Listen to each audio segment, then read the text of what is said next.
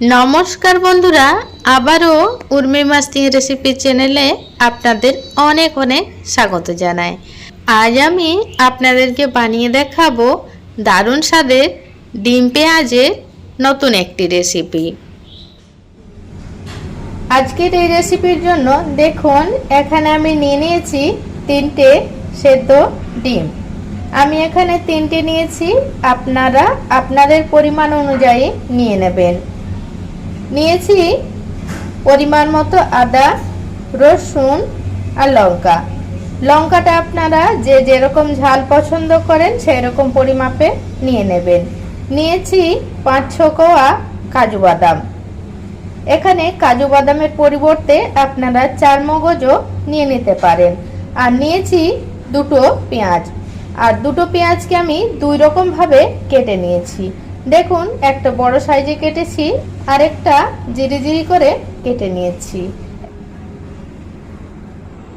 প্রথমে এই রান্নার জন্য মশলাটা তৈরি করে নেব। তার জন্য গ্যাসের ওভেনে একটা কড়াই চাপিয়ে তার মধ্যে জিরি জিরি করে কেটে রাখা পেঁয়াজ আর ডিম বাদে বাকি সমস্ত উপকরণ দিয়ে দেব। সাথেই দিয়ে দেব গোটা গরম মশলা। এখানে আমি দারচিনি, লবঙ্গ আর এলাচ নিয়েছি। দিয়ে দেব পরিমাণ মতো জল।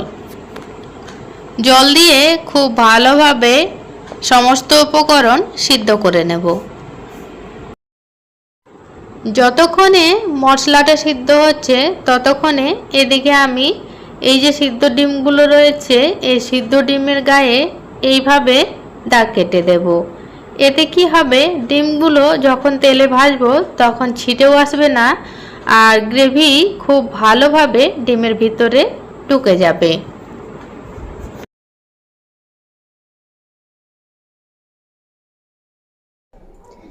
এরপর এই ডিমের মধ্যে দিয়ে দেব অল্প পরিমাণে লবণ,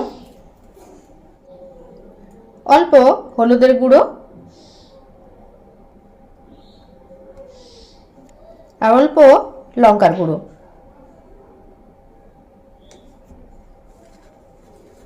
এরপর খুব ভালোভাবে মাখিয়ে নেব। ডিমগুলোতে খুব ভালোভাবে লবণ আর মশলা মাখিয়ে নিয়েছি। এরপর এটা সাইডে রেখে দেব। আর এদিকে দেখুন মশলাগুলো খুব ভালোভাবে সিদ্ধ হয়ে গেছে আর একদম সামান্য পরিমাণে জল রয়েছে। তো এই জল সমেত আমি এগুলো তুলে নেব আর তুলে ঠান্ডা করে বেটে নেব।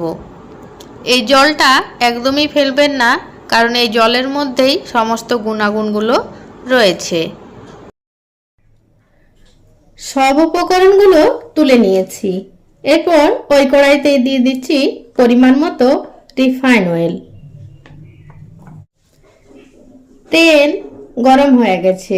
জিরি জিরি করে যে কুচিয়ে রেখেছিলাম পেঁয়াজগুলো তার মধ্যে আমি অর্ধেক পেঁয়াজ দিয়ে বেরেস্তা বানিয়ে নেব।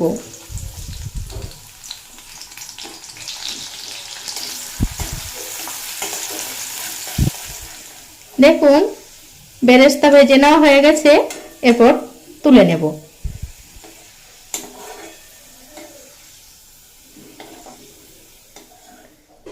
দেখুন বেরেস্তা ভেজে তুলে নিয়েছি।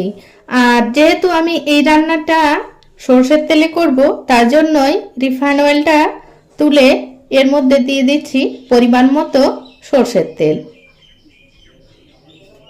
তেল গরম হয়ে গেছে। মশলা মাখানো ডিমগুলো তেলের মধ্যে দিয়ে ভেজে নেব।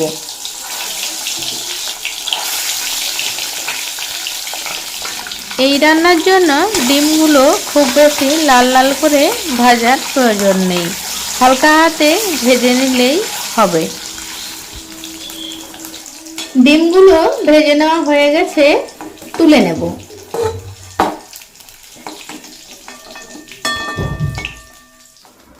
এরপর ওই তেলে দিয়ে দেব জিরি জিরি করে কুচিয়ে রাখা হাফ পেঁয়াজ দিয়ে বেশ লাল লাল করে ভেজে নেব। দেখুন পেঁয়াজ বেশ লাল লাল করে ভেজে নিয়েছি। এরপর যে মশলাটা আমি রেডি করেছিলাম সেই মশলাটা দিয়ে দেব। সাথে গ্রাইন্ডারটা ধুয়ে সামান্য পরিমাণ জল অ্যাড করে দেব, দিয়ে খুব ভালোভাবে মশলাটা কষিয়ে নেব। এখানে যেহেতু কাজু বাদাম দেওয়া আছে, তাই মশলাটা কষানোর সময় অনবরত নাড়তে থাকতে হবে, তা না হলে পুড়ে যাওয়ার সম্ভাবনা থাকবে।